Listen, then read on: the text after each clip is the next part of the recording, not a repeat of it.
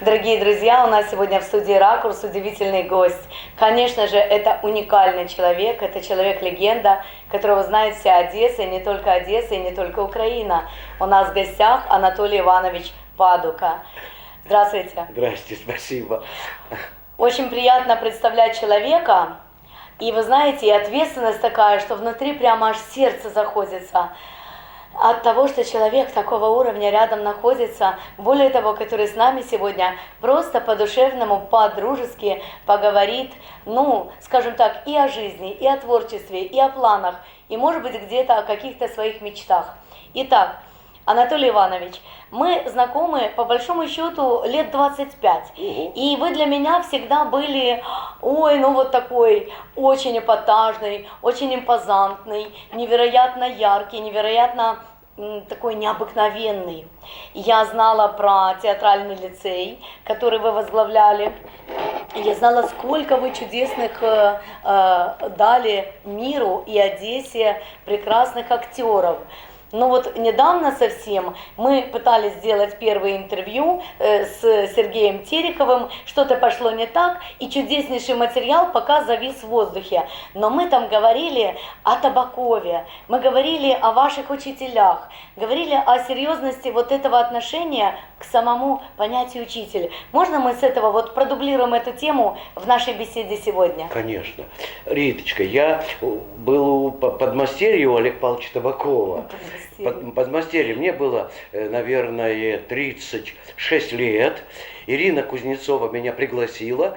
И я был, конечно, чернобровый, то есть черные волосы, красивый, молодой.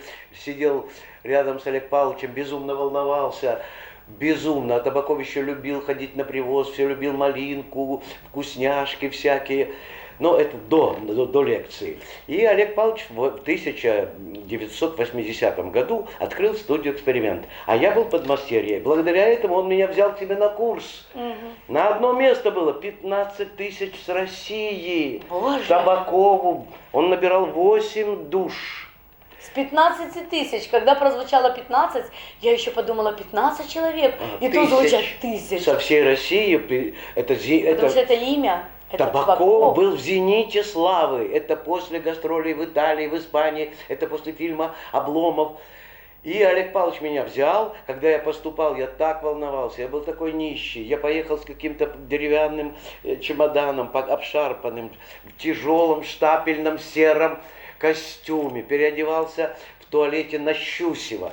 Вышел читать, ноги трясутся. Вот так трясутся ноги, я сделал шире. Они все равно трясутся. Короче, я прочитал. А Михайлов, народный артист, говорит при мне, в жюри комиссии, Табакову: Олег Павлович, почему у него такие безумные глаза? Рита, напугал. Табаков ему тот же отвечает: это нас всех ждет.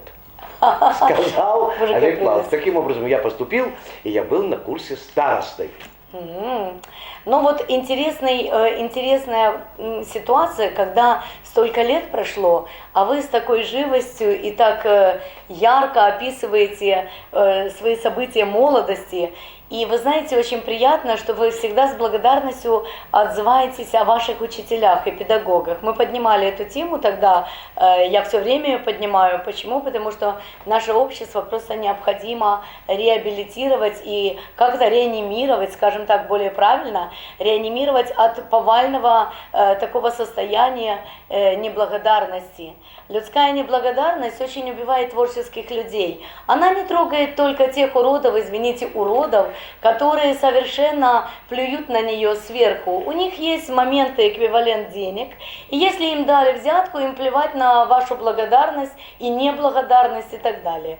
Но творческие люди всегда в этом очень нуждаются. Скажите мне, пожалуйста, вот ваши ученики, среди ваших учеников, я знаю, очень благодарная была Елена Зинчук. Елена Сергеевна. Это моя новая ученица. Она сама меня выбрала, она сама себя назвала. что она моя ученица, она действительно благодарная. Она за меня может теоретическую работу сделать, она ритуально приходит на Пасху, постоянно в гости с Раскопанским Виталием Петровичем. Да. Точно, именно эти люди с нами одновременно, кстати, когда-то стартовали в Гриновском фестивале. Да. Они были погодки нам. Мы были первым международным Гриновским фестивалем, а они были впервые на сцене вот такого И удивительного... я давал вам людей. Да.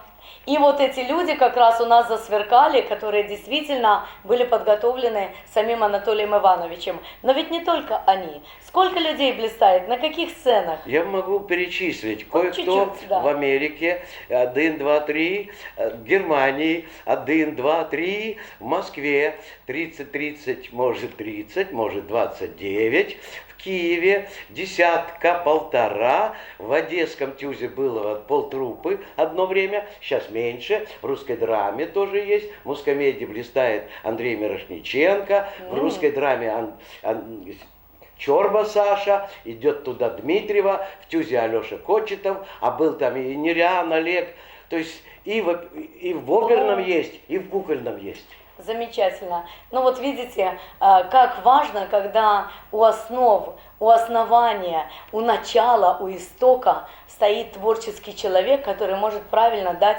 толчок в жизни. Спасибо. Ну а сам-то, вот такая удивительная деятельность служения. Скажем так, вся ваша жизнь – это служение. Вы столько выпустили актеров. Ну немножко расскажите о себе, о своем пути в этом искусстве, театральном. Рита, я могу только гордиться киношными успехами, потому что я у Киры Муратовой снимался в 5 фильмах. Я у Говорухина снимался в фильме «Благословите женщину». Я снимался у Павловских в эпизоде, но он мне дорог, и даже в 2 фильмах у братьев Павловских. Вот, я снимался у Мережка, «Солька золотая ручка». Я снимался в Трусовского, «Блаженная». Я снимался в сериалах, у меня 50 киноролей. И у Делиева Георгия я снимался в 2 картинах. Боже! Да, в «Редком дожде». Это был его пилот, или как это, короткий метр. Я снимался у своей ученицы, у Глицких, Натальи, которая преподает у Метты, у Александра, по-моему, Абрамовича Метты в школе. Она преподает, и она меня пригласила в свой фильм «Когда прошлое впереди». Я снимался у Томашпольского, называется «Ржака». Но это эпизоды. Одни из них яркие, другие скромные. В сериалах оно уехало все в Москву, их не показывают. Там был и «Шторм», и «Пляж», и «Свет и тень маяка». То есть у меня 50 ролей. В театре, в ТЮЗе меня ненавидят благодаря сплетням, клевете, который рассеял бывший мой ученик. Назовем его условно В.П. Спасибо Богу, да, что он здоров. Спасибо Богу, что спасибо он здоров. Богу, что вы выжили и пережили все эти сплетни. Да, это была клевета. Я очень знаю, что такое письменная, Ух ты, с печатями. Мы вас будем контролировать ваш каждый телефонный звонок. Мы на вас заведем дело в милиции. У нас есть свидетели. Только позвольте себе, не дай бог, где-то... Это были советские времена? Да нет, это было 5 лет назад. Да вы что? Да. Казалось бы, минули такие времена Нет, доносов. Зависть, да. Переходит из времени в время. А пришел, обманул, я хочу вам помогать, Анатолий Иванович, я так хочу вам помочь, вам так тяжело. Я уехал в отпуск, он увел 11, 12, 14 девчонок. Перед юбилеем он увел, или она, случайно, она гораздо чище его, лучше, она женщина, назовем ее О.Б. Она... Хорошие инициалы. ОБ. Это замечательно. Фамилия. Не, ну я о другом подумала. Да, вы знаете, вот слушая вас, конечно, параллель с тем, что на творческих людей, которые реально что-то делают, и чем чище человек, тем больнее душе воспринимать вот эти наветы и клевету. И когда мне очень часто мой замечательный руководитель Юрий Анатольевич, и дай Бог здоровья его супруге, мой прекрасный знакомый друг. Да, Так, ну, работен. у нас же Одесса, да. Мы ж все как бы здесь, знаете, такой маленький город, как Одесса, мы все друг друга Все знаем. на кухне. Абсолютно. И причем эта кухня одна на всех. Такая коммунальная кухня. Я хочу сказать, что он всегда говорит, и его жена Татьяна, они для меня, знаете, как психотерапевты. И когда я в дровах от вот этих всех, извините, ОБ, у меня этих Б много. И выходит так, что я тоже в дрова, я впадаю в депрессию. Я не знаю, как вы с этим боретесь, наверное, просто улыбкой. Но, тем не менее, вот эти внутренние рубцы, они же остаются на душе. Они очень ранят. Поэтому тяжело это переживать, но Бог им судья. Да, Они да. свое найдут, и своих Б они найдут на своем пути. Это безусловно. Но хотелось бы отметить, что этот год является достаточно интересным и юбилейным для Анатолия Ивановича. Вы знаете, вот это Серебряный век, мы знаем, да, а это Серебряный год. Здесь 25-летие абсолютно разных юбилейных моментов. Но все эти моменты имеют 25 в своей сердцевине. Вот давайте вот некоторые из них хотя бы. Риточка, я добавлю вот по поводу вот этих ОБ и там ВП.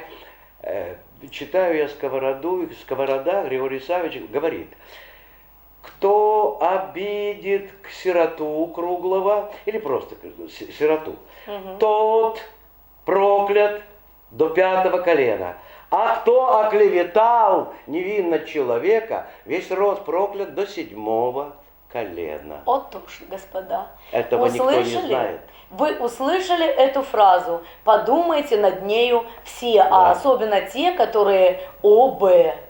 Да, вы да, все нас сегодня слышите, и вы все узнаете себя в этих инициалах. Пусть им Бог простит. Пусть им Ну, Бог простит. вы знаете, вот честно говорю, я не ханжа. Понятно. Я никогда не беру на себя функции Бога и не прощаю последнее время. И тем более Богу не даю парады, чтобы Он сделал. Пусть Бог решит так, как они заслужили. За что их прощать? За то, что они прокляты на все поколения? Ой, Боже мой. Богу виднее. Риточка, забыл даже вопрос, так разволновался. Вот, Какой был дальше? видите, как этот вопрос Да, внутри. волнует. Поэтому я, как Волнует. хороший психолог, вынимаю больные Спасибо, вопросы, спасибо. и они вот так вот выходят. И переходят на, как это, икота, перейди на Федота. Вот это икота, перейди на ОБ. Вот, поэтому обида, перейди на ОБ.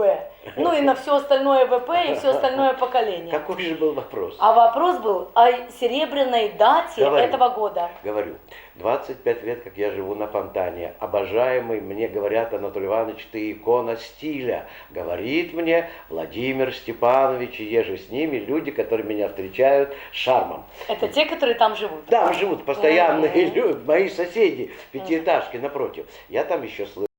Икона стиля. Мне льстит. Конечно. 25 лет я там живу в гостинке. 25 лет исполняется в этом году. В гостинке. Вы не оговорились? Нет, не оговорился. Такой заслуженный человек с такой интересной судьбой. Так кто-то не думает так. Как интересно. Меня просто поразила гостинка. Я думала, что гостинки уже как бы вообще исчезли. Как знаете, когда встретишь коммуну, туда заходишь, как в такой музей. Они, конечно, там живут им не до музея, но когда заходишь в коммуну, боже, коммуна! Так там потолки под 6 метров, а у меня 2,20. Гостинка угловая. 25 лет. 25 лет. Боже! Это все, что я заслужил у Ну, города, я но я думаю... еще получил там медальки, значочки, мне дали там герб Одессы, мне дали медаль, что я гордость Приморского района. Мне Женя... Вот! Раз Приморского района, то у нас сейчас, я за город хочу сказать, что я молюсь на Труханова. Это единственный мэр, который может сдвигать невероятные камни истории. Я тоже помолился, но меня не пустят. Пустят? Один на один не пустят. Я уверена... С вами пустят. Не-не-не. Один на один нет. Не-не-не. Вы просто не представляете, насколько демократичен и насколько открыт этот человек нам всем. Наши многодетные мамочки настолько его не выпускают ни с одного мероприятия, чтобы они его все не обняли. И он со всеми пофотографируется, и с детьми пофотографируется, и с ними. И мы его все обожаем. И не только многодетные, у нас и творческие люди люди его обступают. Так что я уверена, что мы с вами обязательно встретимся и еще вернемся к вопросу гостинки. Но пока я хотела... Не, ну вы просто меня немножко поразили, покорили. Еще ж юбилей я вам не сказал. Да, вот. Физический у меня, от момента рождения. Я 5-й ребенок, родился внебрачно, будучи мама была в браке. И я 5-й ребенок, родился в Средней Азии, в местах там, где Монголия, Алтай. Оттуда меня мама привезла в Сумскую область. Вот откуда столько силы. Чужую семью, где у нее было 4 своих детей в браке. Полгода ее не хотели знать. И она принесла меня полугодовалого на порог и сказала: если вы меня с ним сейчас не примете в свою семью назад, вы меня видите последний раз. Меня приняли, через 3 года усыновили, дали мне фамилию. Фамилия переводится с санскрита «обувь Будды». Падука, дворянская фамилия, обедневшего дворянства, дворянин Иван Григорьевич, вот Падука дал мне свою фамилию. Дед у меня запорожский казак, Дмитрий Евдокимович Голод, а сам я, наверное, татарин.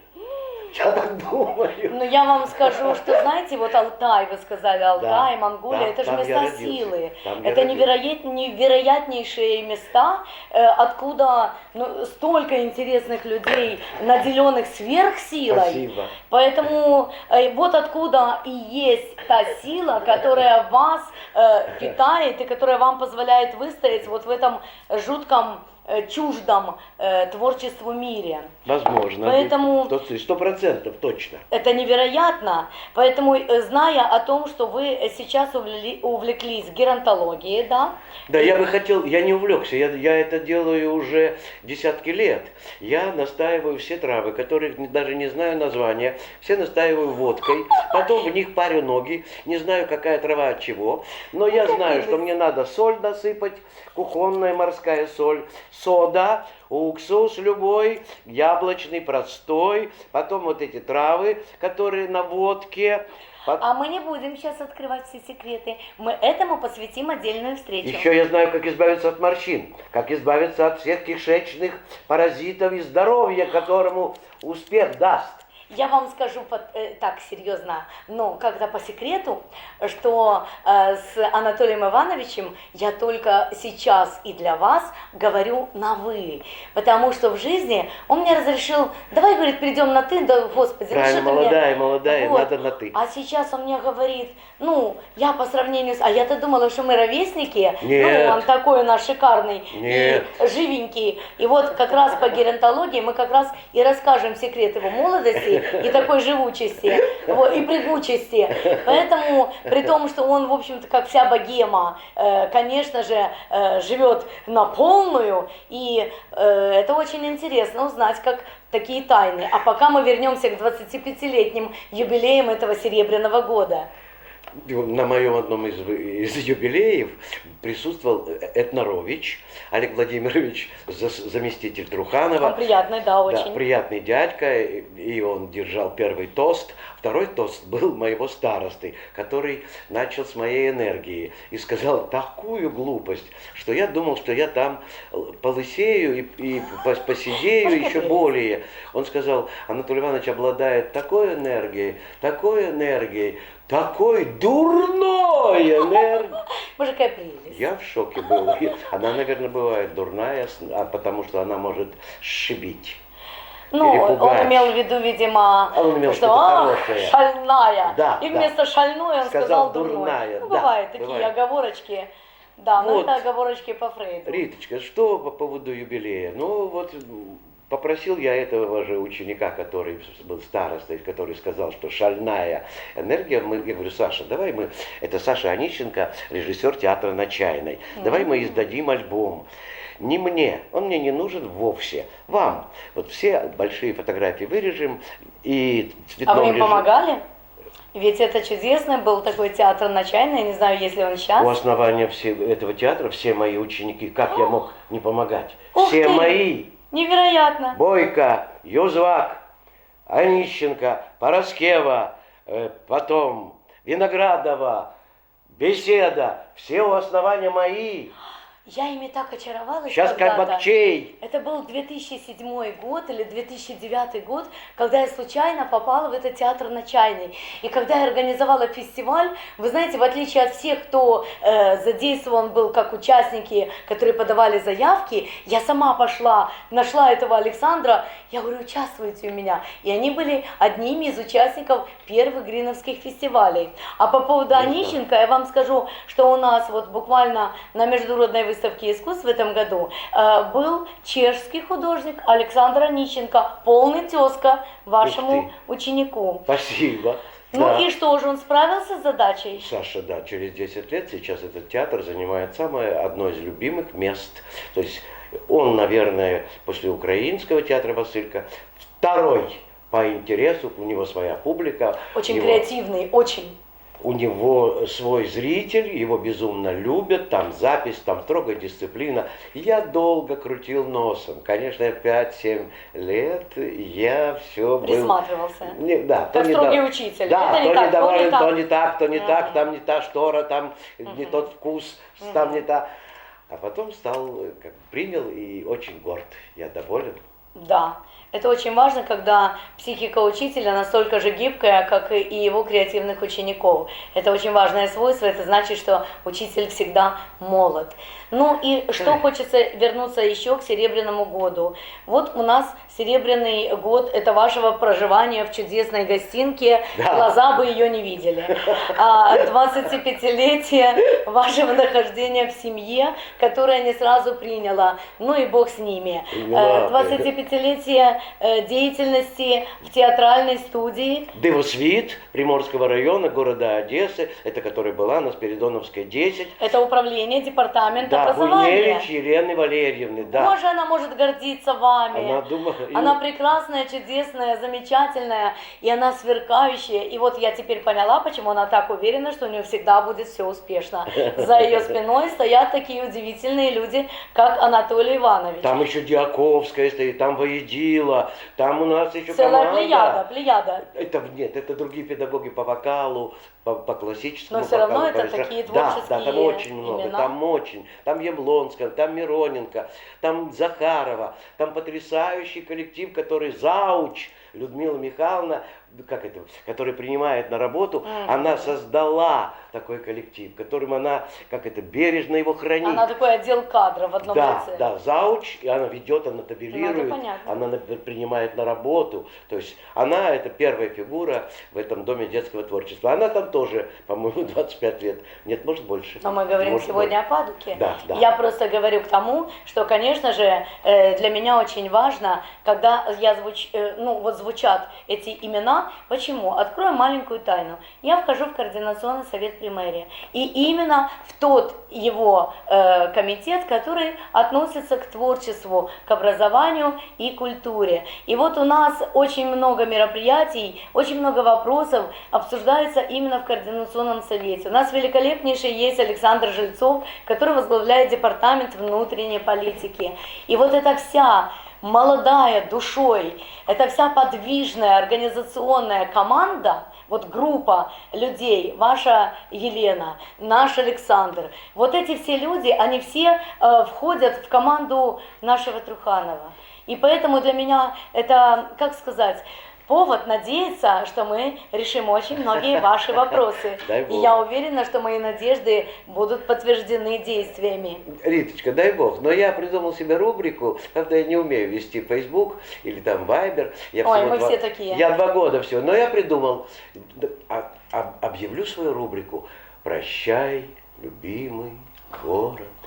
Уходим завтра в море. Я хочу уезжать из Одессы. Мне пора к земле. Надо сапку брать, грабли. Боже, какая прелесть. Приходите ко мне. Я весной с сапкой, с граблями, и уезжать не надо. Я вам скажу... Мне надо много земли. Обеспечим. 5. 10-20. Объясню, каким образом. Дело в том, что есть такой Паша Дашук. Не знаю. Чудесный мальчишка, великолепный. Ну, мальчишка, сейчас это уже взрослый молодой человек, мужчина, но вообще я его помню, мальчишка и в кимоно, черный пояс. У нашего незабвенного Валерия Николаевича Зыкова, один из его любимых учеников, ну, кого Бог любит, того и наказывает, поэтому Паша был на все фронты. Что-то надо принести, Паша, показать детям кота, Паша, кота, я имею в виду ката, вот, а то ж кота, поймал кота, показал детям, ну, чисто одесский вариант, вот, но тем не менее, вот сейчас я встретила этого Пашу, который делает этот город чище, вот он собирает энтузиастов, если вы хотите поучаствовать в этом, поработать, почувствовать вот эту красоту, ощутить себя хозяином этого места, этой земли, вы будете с нами буквально весной, как только мы начнем облагораживать наш город. Это вот такая программа. Я даже придумала на фоне Пашиной программы, на основе его программы Куяльникова зону, вот такое у меня были очень интересные идеи, как их очистить, как сделать их, как наших людей научить культуре отдыха на природе. То есть каждый на своем участке аккуратненько цапочкой все делает. А когда он приезжает отдохнуть, после него остаются... Свинячит. Да, я не хотела называть этого слова, но вы более откровенны. Вот, поэтому вот чтобы как-то перерубить вот эти неблагодарность, свинское отношение к своему городу, вот создаются вот такие чудесные проекты. Я хочу на Приморском, в селе. Мне вот вчера Витас пожелал со мной встретиться. Я ему говорю: Виталь, давай соберем мне потихонечку грошей, да купим земли. Было бы Мне очень надо неплохо. думать, внучке, моя красавица, внучка, ей 18 лет. Мне надо, хочется, мне правда, хотелось бы книжки читать, сапкой ходить, грабли, к лопате Ой, я учиться. вас так понимаю. К лопате учиться, привыкать. Я маленьким был, в Я 6 вас лет. научу. В 6 лет я умел. В 6 лет я коров пас голый. У меня была одна корова, потом я пас 4 коровы, потом я сапал. У нас было соток 20-30 Вот тебе и земли. богема. У помещика моего отца было соток 20-30 земли. И я знаю, как копали, сажали. Это же надо было маленького приучать. То есть я с хозяйской, добротной, богатой, дворянской семьи, который пахал на эту землю. Ну, я вам скажу, что зачастую дворянские дети были приучены к труду с детства, хотя об этом не говорили никогда, но я знаю по моей семье, и папа говорил о том, что бабушка владела всеми женскими навыками, начиная с вот, вышивки, заканчивая готовкой, она могла любое блюдо рассказать новой прислуге, как она готовится, показать, и тогда уже с нее требовать, и всегда говорила на «вы». С простым людом, никогда никого не обидев, каким-то понебратством. Вот такое вот свойство дворянских, скажем так, семей, оно у вас, видите, как тоже сильно. Заложили. И еще, что у нас 25-летнего? Вот ваша студия, ей 25 лет. 25 лет, как я ушел из ТЮЗа, даже больше. Ушел из ТЮЗа навсегда. 25 лет, четверть века. 25 лет отработал в ТЮЗе. Сыграл 80 ролей. Получил артиста высшей категории. Ух ты ж ты дышь, так вы все-таки, посмотрите, вы же имя. Ну так а мне звания не дают. При всех президентах звания. Мне уже и не надо. Я и не хочу. Нет, надо. Я вам хочу. скажу, что мы об этом вот говорили с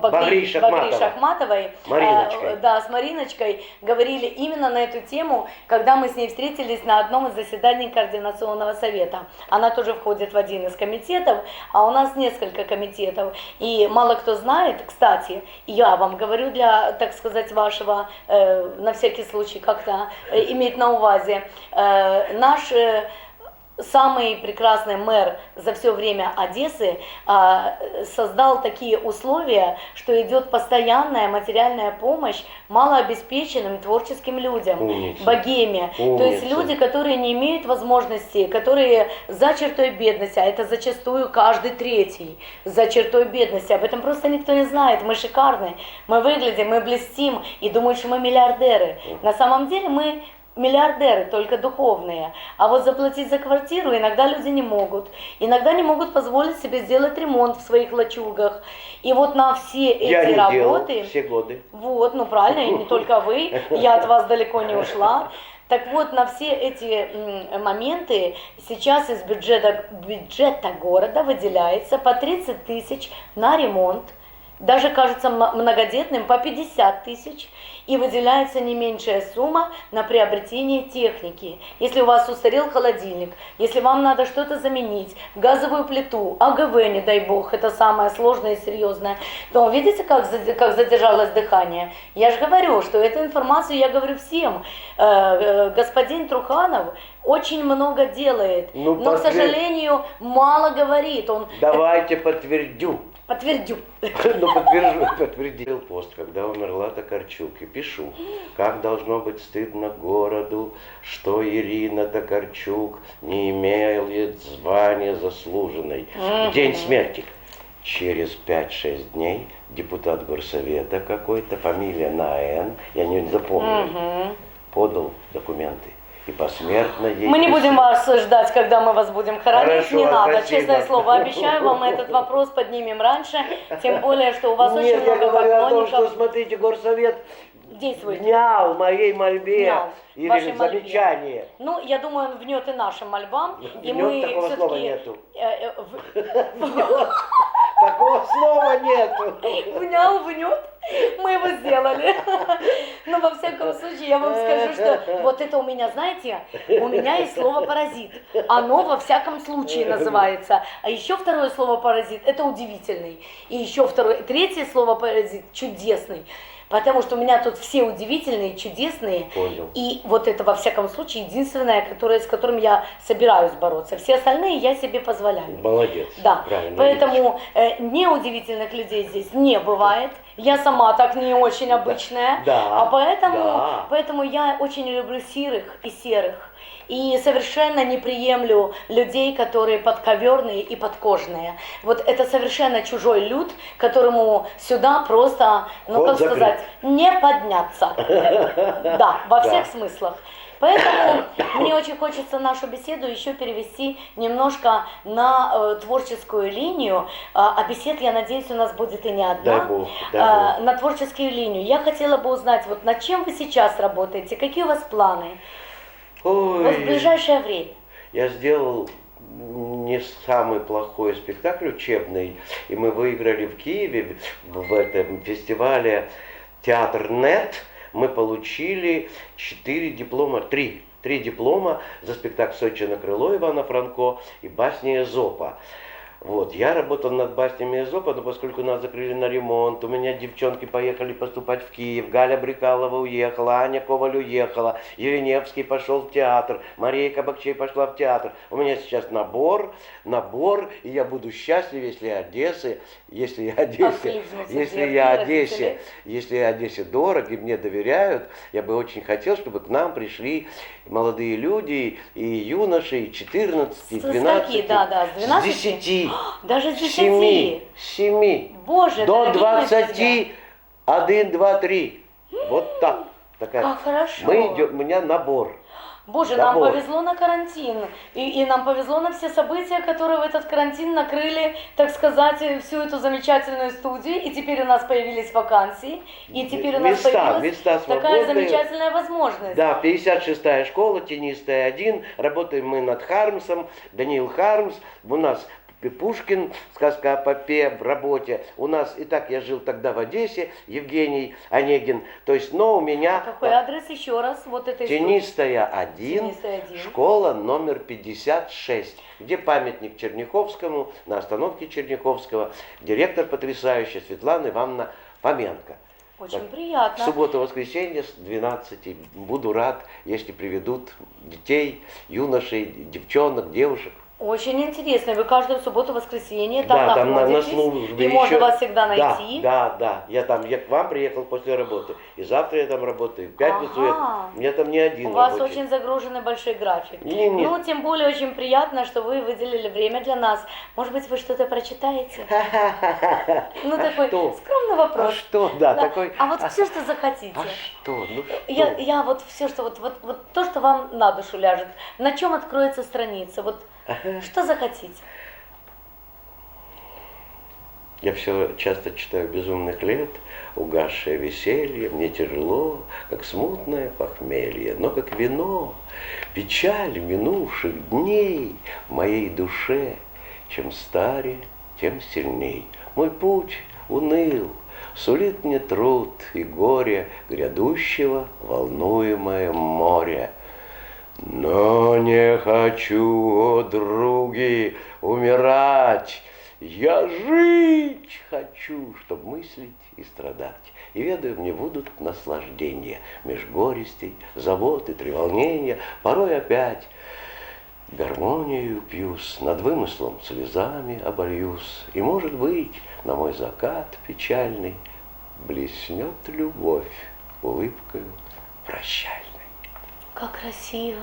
Не может быть, так просто. Как красиво Как вы читаете, просто. замечательно. Опыт уже же у меня, я учу. Вы знаете, вот в связи с этим у меня к вам предложение. Сейчас объявили Одессу город ЮНЕСКО, литературный Читала город. об этом. Да. Благодаря нашим Маркова написала Татьяна Юрьевна. да, замечательной Татьяне Юрьевне, благодаря департаменту и всем друзьям этого проекта мы тоже попытались в него влиться. Не знаю, удастся ли, не отвергнут ли нас, так как мы, в общем-то, как бы, знаете, такая волна своеобразная, вот, хоть и игривая, но тем не менее, если не отвергнут, то у меня большие глобальные планы, а если отвергнут, у нас по поводу ОБ, да, система, мне понравилась ваша ОБ, вот, поэтому я хочу вам предложить подготовить чтецов. У нас очень много поэтов, прекрасных поэтов, которые читают свои стихи очень своеобразно, но настолько некоторые своеобразно, что зритель может их не понимать. То есть, Евзаклёп, а стихи-то волшебные. Так читают авторы, да. к сожалению. И вот плюс к их авторскому бесценному прочтению давать некоторые интересные творческие вечера поэзии именно их. То есть живой автор, с которым согласовано, которому понравится. Потому что однажды у меня был такой конфуз. Мои стихи взяли на прочтение из лучших побуждений. И когда их читали, меня чуть не перевернуло. Потому что мне казалось, что мои стихи в прокрустово ложе вложили и вытягивают, и выковеркивают. А это ж дети. И это состояние, когда... Боже, лучше бы я сама прочла. Понимаете? Поэтому такие моменты тоже бывают. И вот если вы сможете готовить или давать нам тех, кем вы гордитесь и кто умеет. Ну, они же по театрам, и сейчас очень много, только Лена Мунтян можете есть. Готовить? Я могу с младшим поколением, которым 10, 11, 12, они не осилят. Лена Мунтян с удовольствием на женскую поэзию пойдет. Да, Юля уехала в другую республику, Юлия А если Яблецкая. найти кого-то из ребят, мужские партии, скажем так. Очень не люблю, когда женщина говорит, я пошел воевать. И я не люблю, когда читают Лесю Украинку, я уже ушла от этого. Женскую тему, мальчишки. Риточка, Да. у меня к вам дополнение. Смотрите, вот я предложил, я Марковой написал, я увидел, что ЮНЕСКО, у меня такая безумная шальная мысль. Я был в гостях у Инны Павловны Березиной, она мне говорит, в ее подъезде таком на Пастера 32, она говорит, здесь регистрировался в канцелярии Александр Сергеевич Пушкин, когда приехал в ссылку, в подъезде там была канцелярия. И я нашел книжку «Год Пушкина в Одессе». Я уверен, что если Пушкина читать на русском, на французском, на английском и объездить все места, где жила Елизавета Ксаверьевна, где жил Воронцов, где там жили Раевские, Туманский, Саманские казармы, все балы Пастера, то это как раз на французском, английском и русском, на этих точках, где это с оператором, супер, это за год Пушкин написал здесь, Бахчисарайский фонтан, одну начал главу Евгений Онегин, цыганы, это все здесь, после нас, он выехал в 24-м, в 25-м уже написал, я помню, «Чудное мгновение». Я вам скажу, что меня поразило до мурашек. Вот буквально совсем недавно наш великолепный оператор Михаил Драган эту идею рассказывал Славику Слесарчуку. А Славик Слесарчук удивил нас тем, что он ведет потрясающие экскурсии, в которых его личная поэзия, основанная на архивных документах, звучит в его исполнении.